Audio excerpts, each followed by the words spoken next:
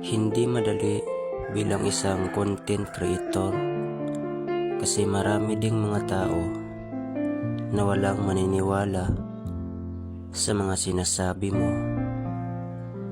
Pero karamihan kasi, process talaga yun, process lang yun.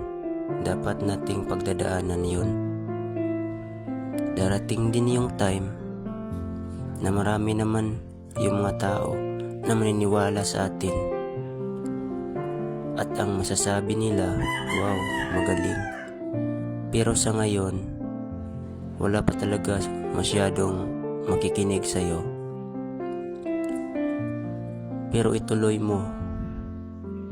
Dahil ang isang desisyon mo, maraming taong maniniwala sa'yo na tama yung sinasabi mo.